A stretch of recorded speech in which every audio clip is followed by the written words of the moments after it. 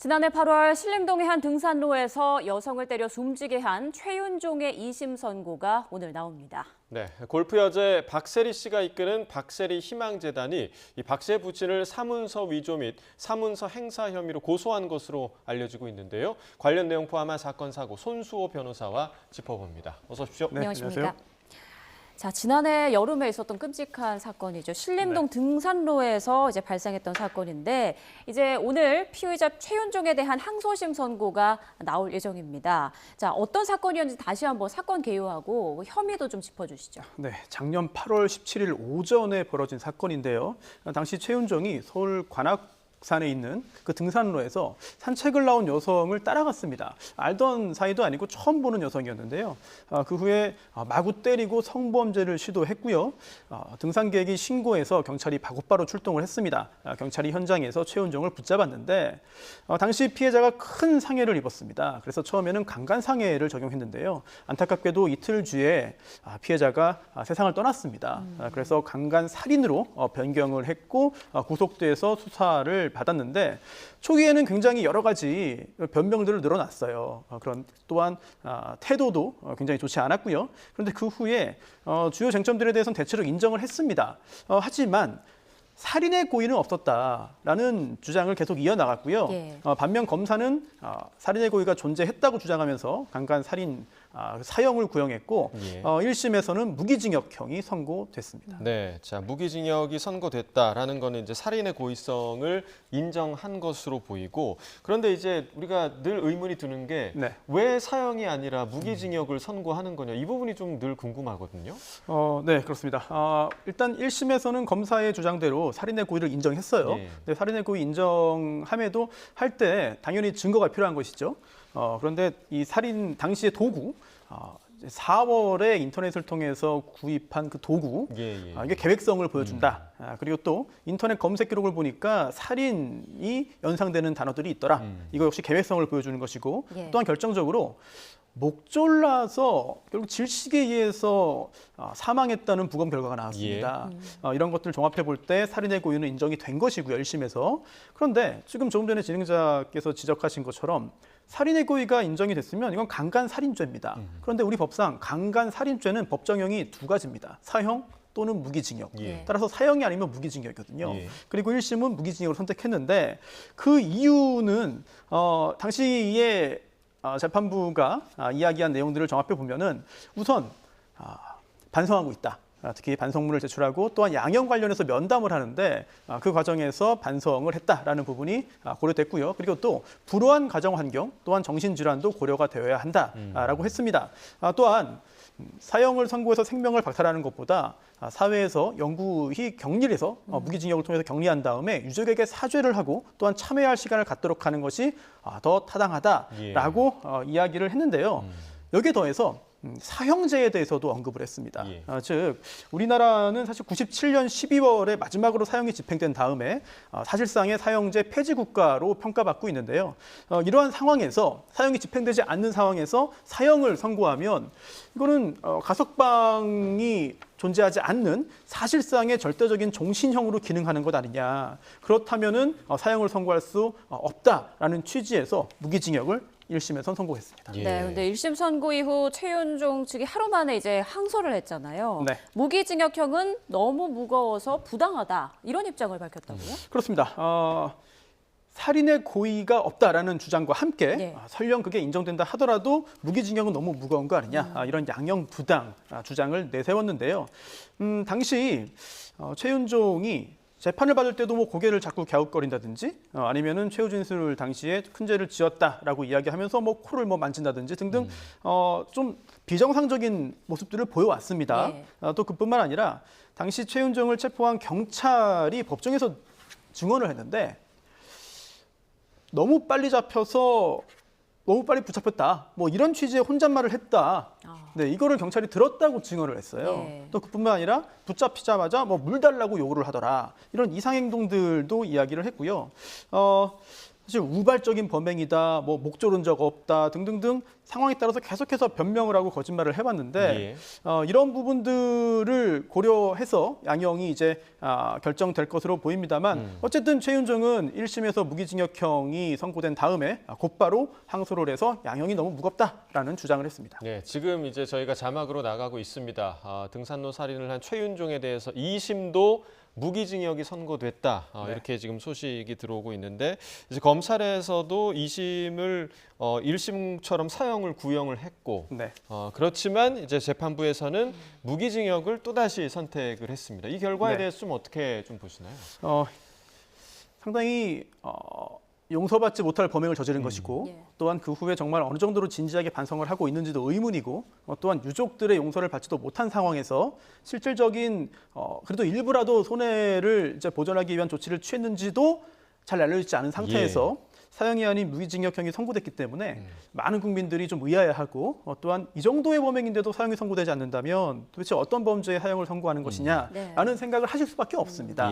다만 법적인 관점에서 볼 때는 1심 그리고 또 이번 항소심이 사형이 아닌 무기징역을 선택한 부분도 충분히 참고할 만한 부분이 있고 또한 또 나름의 논리가 충분히 있다고 보이고요.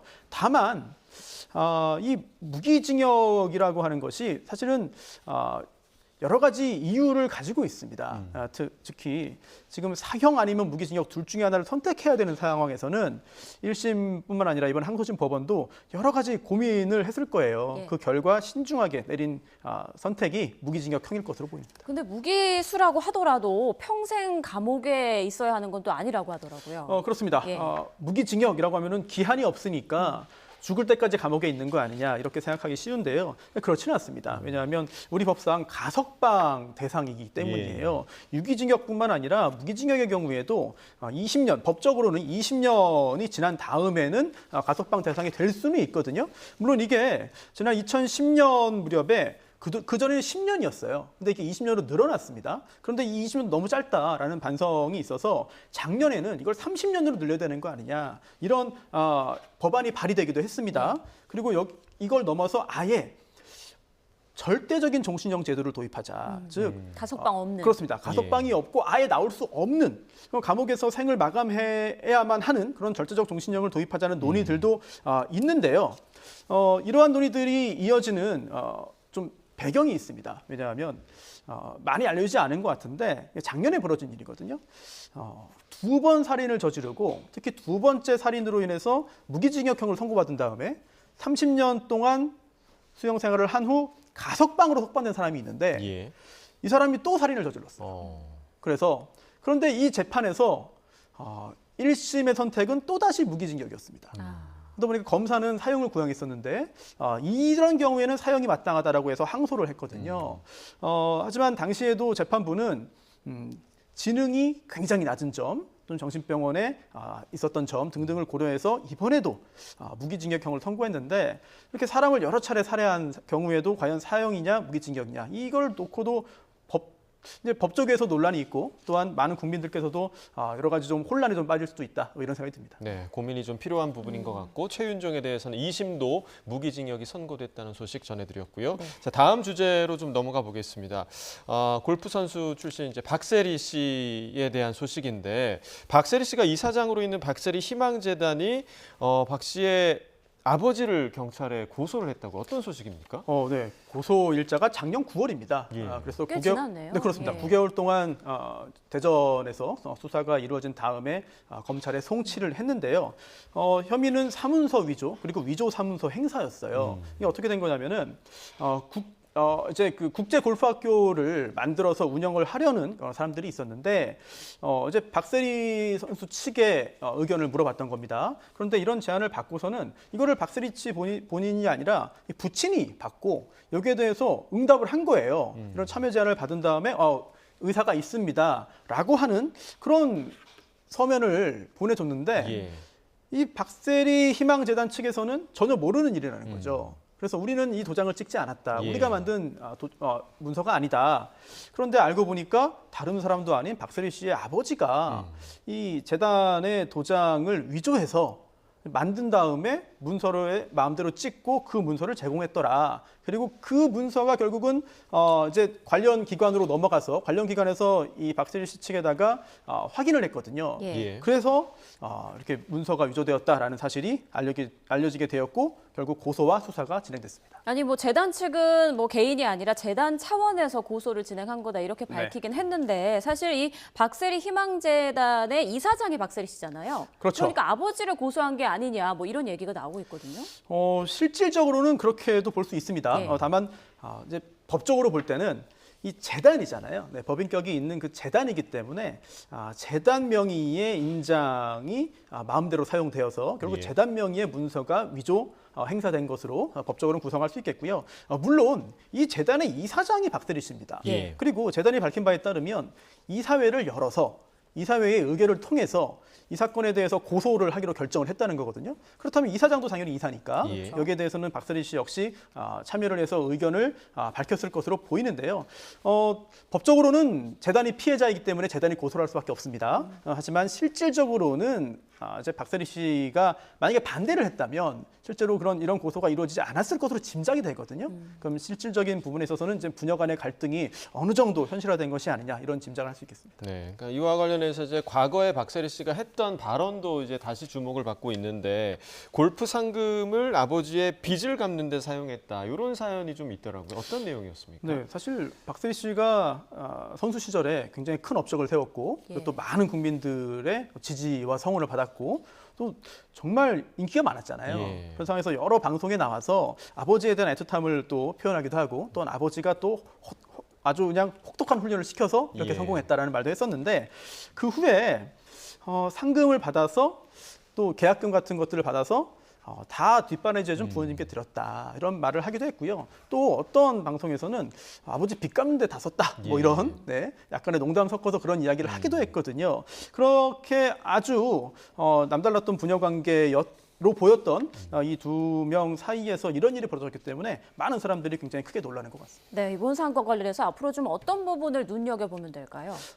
네, 일단 9개월 동안의 수사가 이루어졌고 경찰 단계에서 이거는 혐의가 있다고 보아서 검찰에 송치를 했거든요. 예. 그런데 검찰에 따르면 이제 고소인에 대해서 다시 한번 조사를 할 것이다라고 입장을 밝혔어요. 그렇다면 아직까지 수사가 마무리된 건 아니고 경찰에서 검찰로 넘어간 것이기 때문에 예. 최종 결과는 확인할 수 없겠습니다. 아직까지 단정할 수는 없겠습니다만 이게 사문서 위조, 게다가 도장을 마음대로 만들어 찍었다라고 구체적으로 고소를 했다면 그 사실관계를 확인하는 게 그렇게 어렵지는 않을 겁니다. 따라서 이 사건 자체에 대해서 검찰 수사가 아주 오래 걸리지는 않을 것으로 보이고요.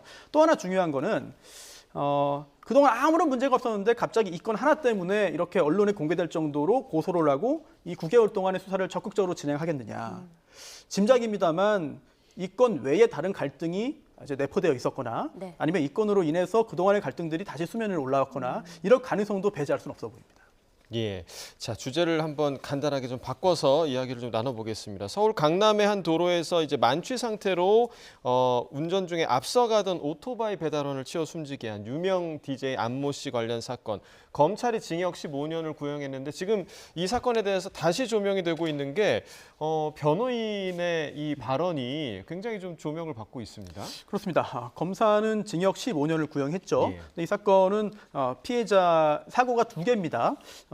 이제 2월 3일 새벽 4시 30분경에 술에 만취해서 운전을 하다가 중앙선을 넘어가서 마주오던 차량을 충격했습니다. 예. 그래서 40대 운전자에게 상해를 입혔고요. 그 후에 다시 또 운전을 하다가 이번에는 앞에 가던 오토바이를 뒤에서 들이받았어요. 그래서 오토바이 운전자, 50대 운전자가 사망하고 말았는데 재판이 이루어졌습니다. 네, 재판이 이루어졌는데 이때 물론 법정에서 어떤 이야기든 주장할 수 있고 예. 또한 법적인 판단을 받으면 되는 것입니다만 그동안 법정에서 나온 이야기들이 좀 많이 좀 논란되고 있습니다. 예. 우선 첫 번째는 이 오토바이 운전자를 다소 비난하는 듯한 언급들이 있었어요. 우선 첫 번째로 편도 2차로기 때문에 오토바이는 1차로로 못 가는 상황이었다. 그런데 오토바이가 2차로가 아닌 1차로로 주행을 했고 그 뒤를 따라가다 사고가 난 것이기 때문에 오토바이 운전자가 법규를 지켰으면 사고 안 났을 수 있는 거 아니냐. 숨진 예. 피해자 탓을 하는 그렇습니다. 거죠. 예. 그리고 또 당시 만약 오토바이가 깜빡이를 켜고 이제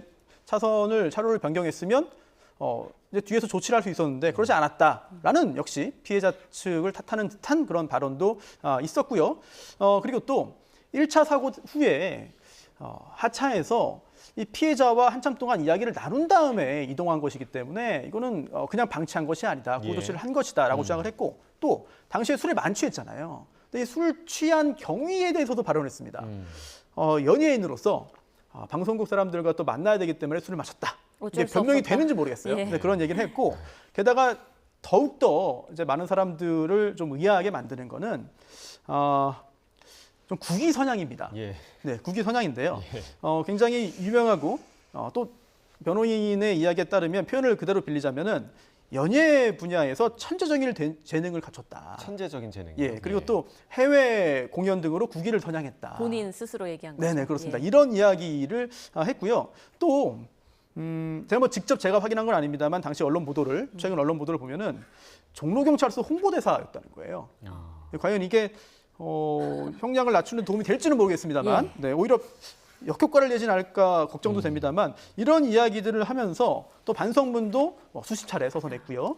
형량을 낮추기 위해서 최선의 노력을 다하고 있습니다. 알겠습니다. 검찰은 징역 15년을 구형했는데 법원은 어떻게 판단할지 함께 지켜봐야겠습니다. 지금까지 손수호 변호사와 함께했습니다. 고맙습니다.